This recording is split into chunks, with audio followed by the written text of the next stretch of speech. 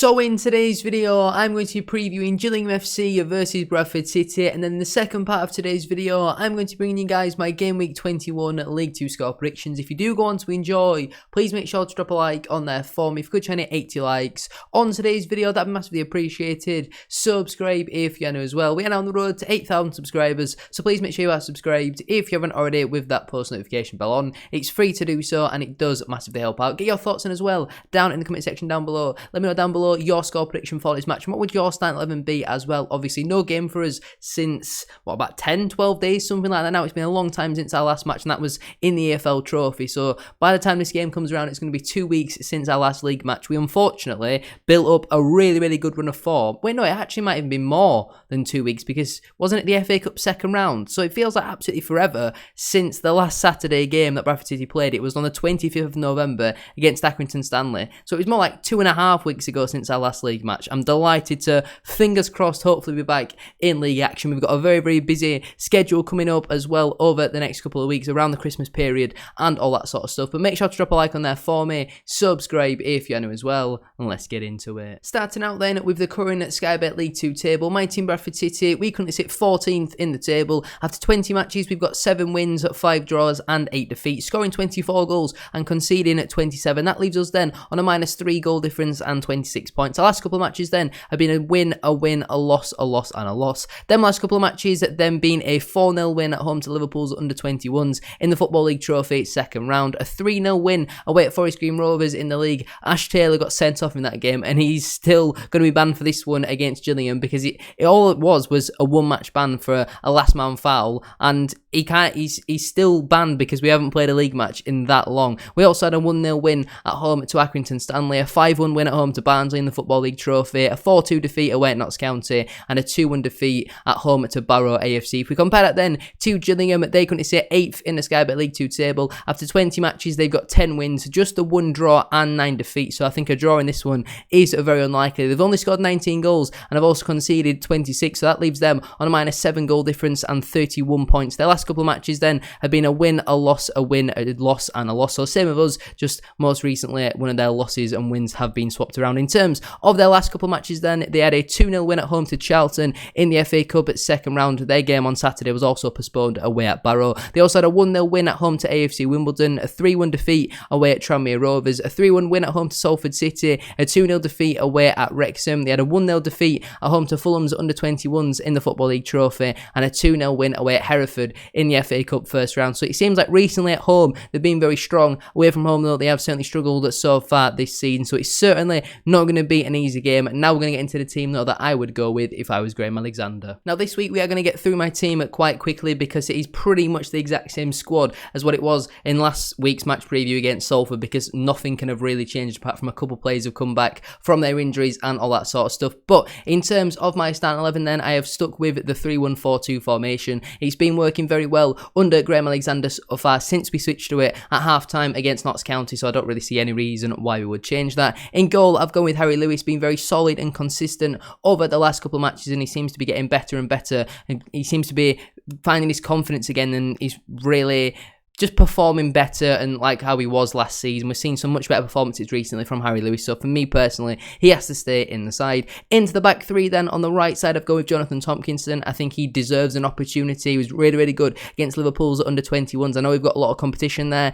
Also, Graham Alexander has confirmed Liam Rideout now comes into contention in that back three, which I think is crazy in my opinion. I think he is certainly 7th choice centre-half at the football club, and Timmy Odesina's not even back until January, so I think that would be really crazy if he does end up starting. But Tompkinson for me definitely deserves an opportunity. In the centre of the back three, I've gone with Matty Platt. Again, he's been very solid and consistent over the last couple of matches since he came on. I think at half-time against Notts County, he's really impressed me, so he needs to stay in the side. He scored a couple of goals recently as well, so let's see him stay there. And to see he's not actually played as a centre-back, I'll be looking forward to see how he does get on in this match if he does play there, because he's played predominantly on that right side of the back three. And on the left side, I've gone with Kieran Kelly. Again, very solid in his last couple of matches. There were a couple of occasions early on in the season where you could tell he just wasn't quite ready for first-team football, but since Alexander's come in, he has looked better and better. He looks very consistent and solid in himself now, and he did pick up an early booking in the last match against Liverpool's under-21s, but I thought he dealt with first-team player Ben Doak very very well. So for me personally, deserves to stay in this side. Into the two wing backs then. On the right side, I've gone with Brad Halliday. You know what you're going to get with Brad Halliday. He's so consistent. He's absolutely brilliant. He's a joy to watch, and he absolutely has to stay in this side, in my opinion. On the left side, I have gone with Lewis Richards. Again, much better recently. You know, scored a goal as well against Barnsley a couple of weeks ago. And for me personally, he's just a lot better than Liam Rideout, so he definitely deserves to stay in this side. Into my midfield then, and as the holding midfielder, I have once again gone with Richie Small. He's been very, very good recently, and again deserves to stay in the side. I believe Kevin McDonald is now back available for selection, and I'm interested to see how McDonald really gets back into this side, because Small has been brilliant so far, apart from maybe a couple of bad moments against Forest Green in the league. Most recently, I think Small has been excellent under Graham Alexander. He looks like a man reborn, and I think when Small's not on the pitch, you certainly notice that. And Kevin McDonald, for me, I think really is going to struggle for game time now, because I don't really see how they both fit into this formation. But Small has been brilliant recently, so he has to stay in the side. And as the more advanced midfielders then, firstly, Alex Gilead,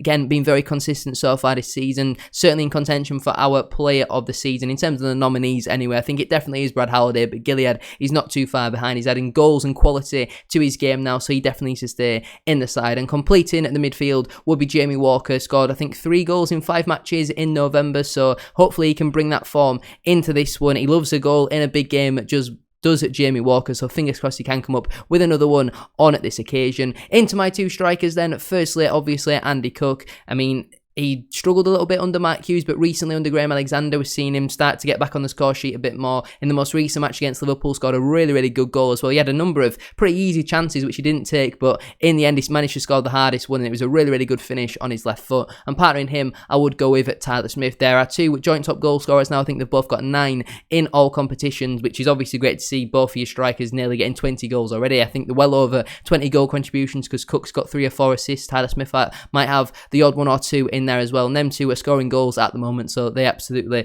need to stay leading the line for me. And on the bench then, that would leave Colin Doyle, Sam Stubbs, Liam Rideout, Alex Patterson, Harry Chapman, Clark Adore, and Viden Oliver. The players currently unavailable are Daniel Ugoke, who is the only actually player who's currently injured at the football club, I do believe, or it's certainly the only one that has been disclosed publicly anyway. And I think we've renegotiated Daniel Ugoke's loan in terms of how much we're having to pay for him, because obviously he is unavailable at the moment, and he's going to be for a long period of time. But Bradford City have confirmed that he's going to stay registered with the football club, and he should hopefully be available for the running. But in my opinion, I would have just sent him back in January and maybe recalled Luke Hendry from Hartlepool, because if Oyugoke is not going to be fit for 2, 3, 4 months, then why would you not just go and get someone who is actually going to be fit? But you never really know what's going on, and obviously Ash Taylor is currently suspended. So that means then the players who would miss out through selection would be Heath Richardson, Harvey Rowe, Kevin McDonald, Emmanuel Sidibe, Bobby Poynton, Adam Wilson, Rehan Tulloch, Chisholm Afoka, and Matt Derbyshire. Out of all them, I would say there's about 70, maybe 80% of them who could potentially leave the football club come January.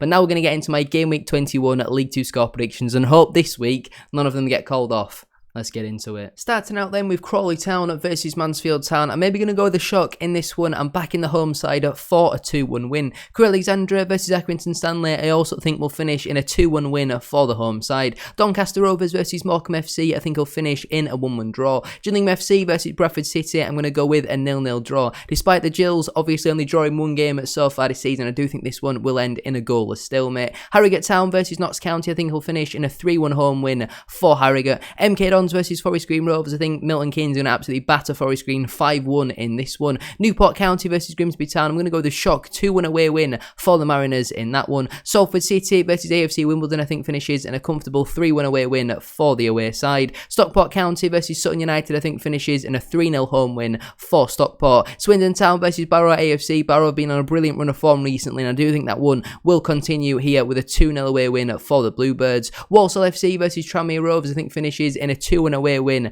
for Tranmere. And finally, Wrexham AFC versus Colchester United. I think finishes in a 3-1 home win for Wrexham. But I'm going to leave it there then for today's video. If you have enjoyed, please make sure to drop a like on there for me. If you could try and hit 80 likes, as I said at the start of today's video, that'd be massively appreciated. Subscribe if you are new as well. We are on the road to 8,000 subscribers, so please make sure you are subscribed if you haven't already, with that post notification bell on. It's free to do so, and it does massively help out. Get your thoughts in as well down in the comment section down below. Let me know down below your score prediction for this game, and what would your starting 11 be as well. Would you make any changes to my team? Thank you all very much for watching. Have a good rest of your day, and I'll see you on Saturday where we play a team like Gillingham. Peace.